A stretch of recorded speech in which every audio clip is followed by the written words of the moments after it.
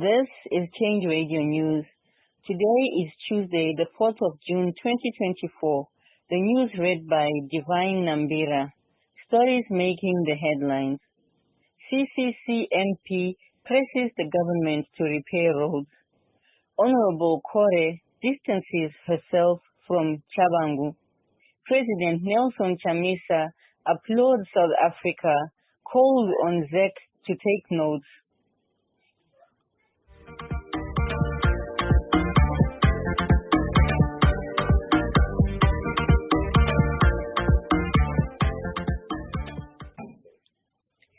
And now the news in detail.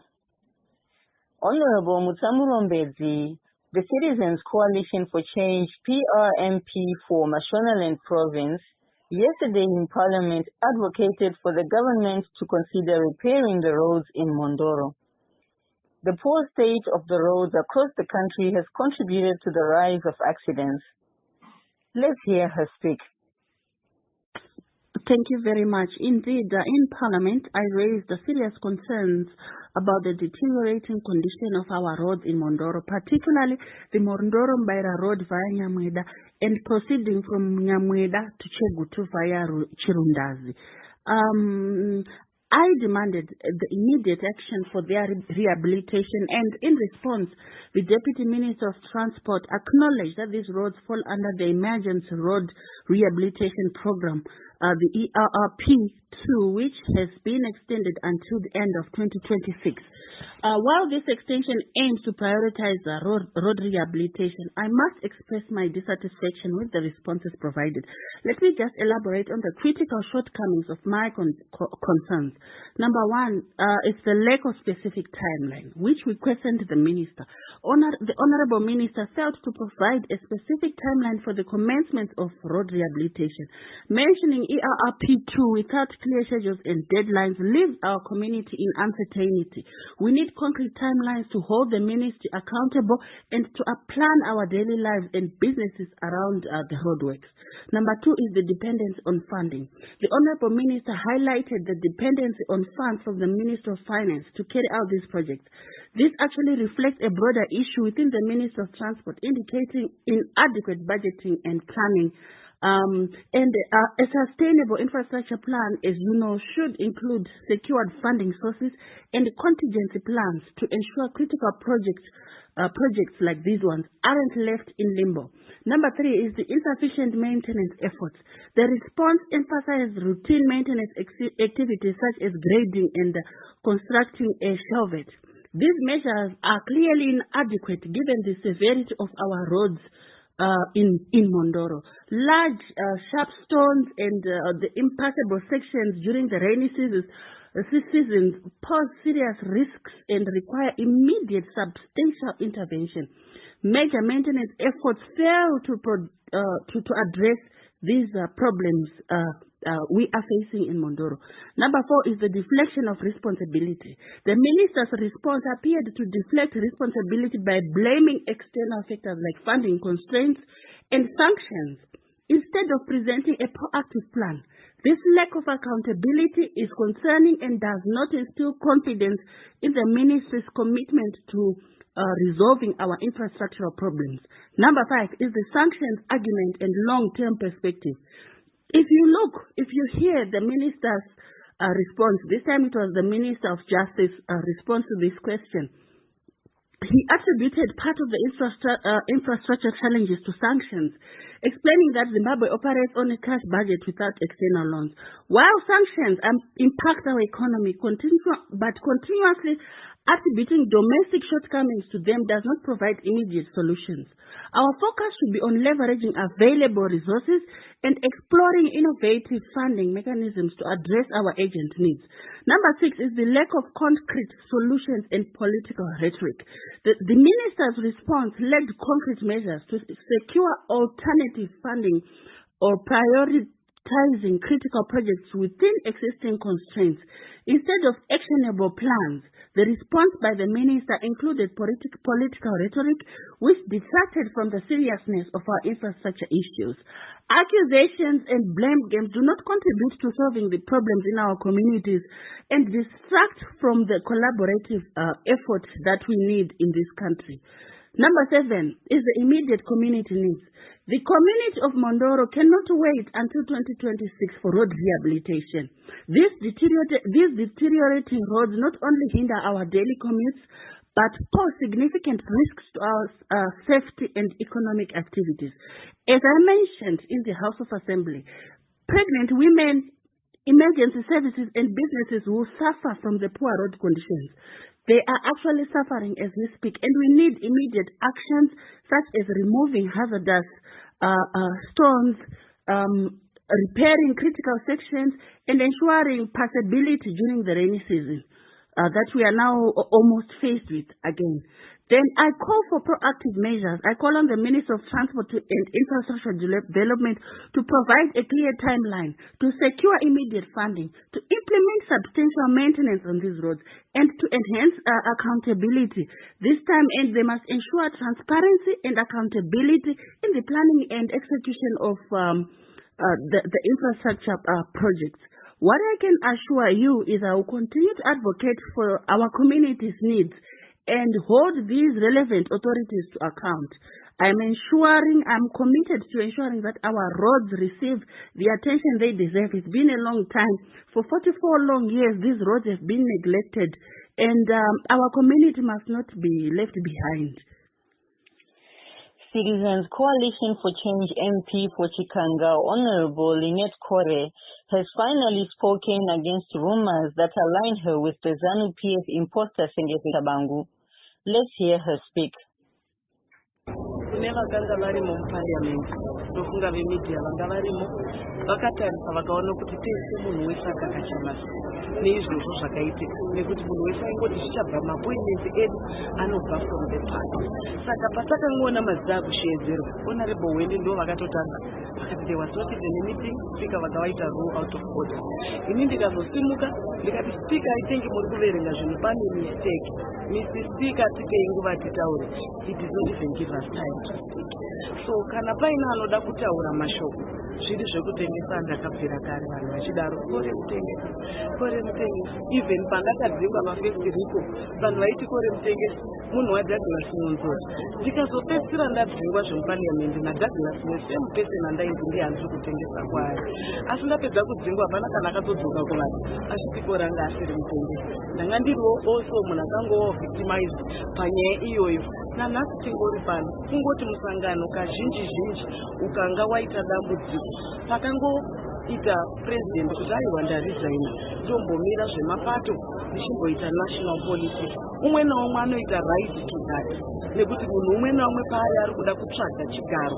Saka paari anongotsvaga kuti munhu angandirwisa kana kuti munhu ane opportunity kana kuti munhu angadiwa pachigaro chakati ndiani. Speaking to journalists yesterday, President Nelson Chamisa applauded the Electoral Commission of South Africa and called upon ZEC to take notes.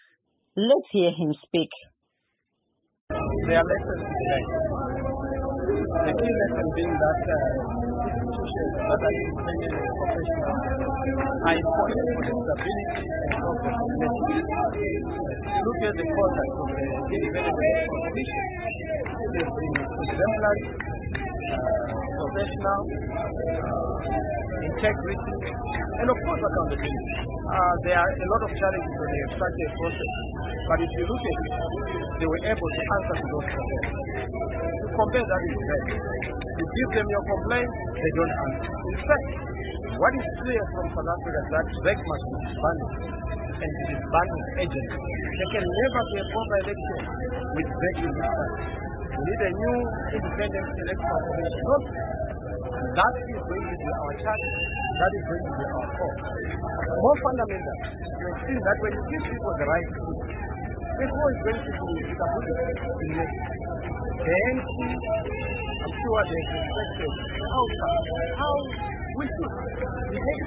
That's being exemplary. And I want to thank President Ramaphosa for giving democracy a chance and for accepting what the people want. And I hope that they get the central government, the coalition government of South Africa. And we will work with that government in fashioning the common future, not just for the people, for the continent, and of course for the world. Africa's time has come. We need to now fashion this situation in the next Africa, based on democracy, free and fair elections, credible institutions, not this rigging of elections. To hope that SADC is going to play this promising role in adjudicating the dispute in Zimbabwe. So we are not agree on the issue of the election. In fact, it's not about our agreement. The people of Zimbabwe know that the election was not conclusive in terms of choosing the leader which is the government. Speaking on a Twitter space hosted by Change Radio yesterday, Honorable Gladys Kudzaiche Hlatshwayo, the Citizen's Secretary for International Relations, hailed South Africans for showcasing democracy in SADC. She said the elections were a huge success. Although a few glitches were experienced, like in any other election worldwide, this was democracy in full display. She hoped that the Zimbabwe Electoral Commission, ZEC, would learn from how the IEC ran the elections. She wished South Africans success in forming a new government.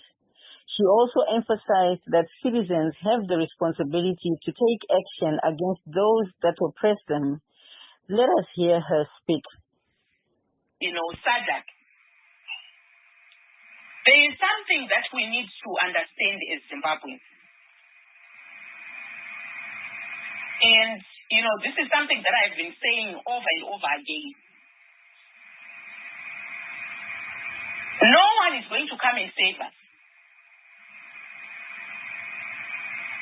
No one is going to come and save us. We are going to save ourselves. We can be helped by the international community, but it is the responsibility of Zimbabweans to save themselves. Once we understand that, I think we would have moved miles in terms of getting to a democratic Zimbabwe. Because sometimes we sit on our laurels and think, SADC, they say this or they have to do this. Yes, SADC have a responsibility. I'm not absolving SADC. They've got a responsibility, yes, as a regional player, as a regional board. But the much bigger responsibility is for us as citizens to confront our problems. And the moment that we understand that, thank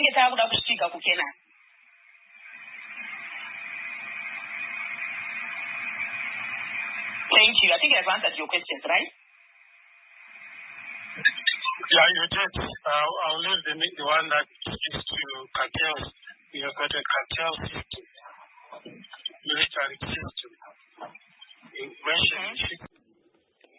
The Minister of Transport and Infrastructural Development, Felix Mona, in Harare said the government had lifted the ban on operations of 3 omnibuses, namely Swaimo Enterprise Private Limited, Wipeco Investments Private Limited, and Simlex Coaches Private Limited, starting from the 3rd of June 2024.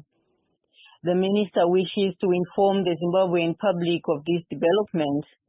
The bus operators were found to have breached conditions of their licenses. This came to the surface after their buses were involved in tragic accidents on the 9th and 16th of March 2024 in Western Cape in South Africa and Beitbridge, respectively. The government of Zimbabwe has crafted a law that all airplanes that pass through its airspace, even without landing, must pay $31 United States to the government starting from the 1st of June 2024. Analysts have said this is an effort to compensate for the loss being made by Zimbabwe Airways. These added flight fees are likely to be passed on to airline travelers, increasing airline ticket prices, which are already high. The Speaker of the House, Jacob Mudenda, has not followed the law in his siding with the imposter Sengeso Chabangu. Speaker Jacob Mudenda has turned the August House into a circus, said CCC Administrator Jameson Timber. For more details on this, we contacted a former CCC Senator, Honorable Mafasi Banda, for a comment. Let's hear him speaking. Truly, Zimbabwe does not stop amazing the region and the international world. Its scandalous and corruptive tendencies, devoid of logic and rule of law, is manifested in the name of Job Mudenda, the Speaker of Parliament, who has taken or usurped the powers of judges and declared Chabangu the owner and the leader of CCC arbitrarily. It is devoid of logic and rule of law because Parliamentary Rules and Order Book does not encourage the Speaker to interfere with political issues. It is now apparently clear that Chabangu and the Speaker of Parliament have been colluding since the inception of recalls. How on earth can a speaker rescind appointments made almost about 6 months ago? The party that is in disrepute of that has all legal freedom to approach the court and let it be than the speaker taking sides arbitrarily. We are now faced with what we call dictatorship in Zimbabwe, particularly parliamentary democracy has been nailed, has been done away with. Amazingly, the acting president of 2019 MDC Alliance, Professor Ncube, and his executives, they have disassociated with these said appointments. So we are saying, how come that Speaker of Parliament has sanctioned all those appointments? So it is now apparently clear that since the recall of our MPs, Mr. Mudenda was working in cahoots with Chabangu, and Chabangu would then just implement what has been given by the Speaker to frustrate, to disseminate, to destroy CC and kill anything that is apparently still believe in rule of law. We, as the original CCC, we led by Mr. Timber currently, we are prepared to fight for justice at all costs. It has gone too long because the Speaker now has been found wanting, and we have been vindicated, to say the least, that the Speaker is the originator, the handler of Mr. Chabangu. MK party members say they found destroyed and burnt ballot papers of the South African general election in bushes in Mpumalanga in Ermelo, Scapru's Ward 16. The police and local media came to the area. However, 3 days before the election, MK members went illegally into the warehouse of a voting station in Hammarsdale, KwaZulu-Natal, taking information that they alleged was being used for rigging, and IEC has said it will take legal action against those MK members. Zimbabwean citizens are watching in disbelief as another self-styled imposter seems to have emerged in the Umkhonto we Sizwe Party of South Africa, a firebrand opposition party that snatched 58 seats at its inception. A certain Jabulani Khumalo has approached the electoral court claiming to be the leader of the party. Khumalo argues that Jacob Zuma was only an interim leader of the MK party. We wait to see whether the institutions in South Africa, including the Independent Electoral Commission and the courts, will do the right thing. Many Zimbabweans believe it would be a different story in Zimbabwe, where state institutions like ZAC, Parliament, and the courts have chosen to go against the will of the citizens of Zimbabwe to benefit an imposter and his co-conspirators who are sponsored by rogue state operators working for ZANU-PF. The DA, which came second in the South African election of May 29, 2024, is about to start talks of forming a government with ANC. Its team of negotiators comprises Helen Zille, Ivan Meyer, Siviwe Gwarube, Alan Wind, Tony Leon, and Ryan Kutsi. Their main demand on the table is for Helen Zille to be made the Speaker of the National Assembly. Political analysts say in politics there are no permanent enemies. If this goes through, commentators say ZANU-PF will be the greatest loser as its big brother's influence will be diluted in a coalition government which is in the making. As the cholera crisis continues to spread across Zimbabwe, we at Change Radio encourage citizens to wash their hands with soap and running water, not to eat half-cooked meals, to wash fruits, vegetables, and other farm produce thoroughly with clean water before eating them, to always boil water before drinking it, and to maintain good hygiene always. And finally, in sports news, there is hope that renovations at the National Sports Stadium in Zimbabwe will be completed finally.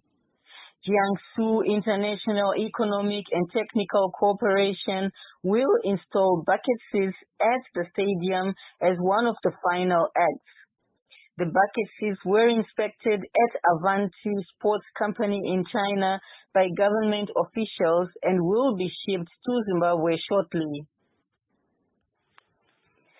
The Warriors caretaker coach Jairo Stapera, together with his assistants Saul Chaminuka and Tekshua Chiragwi, have assembled the Zimbabwe team for the COSAFA Cup in Durban, South Africa, to be played in July 2024. On international friendlies, there will be 2 games tonight. England will play Bosnia at 8:45 p.m. at St. James Park Stadium, and Germany will play Ukraine at 8:45 p.m. at Max Morlock Stadium.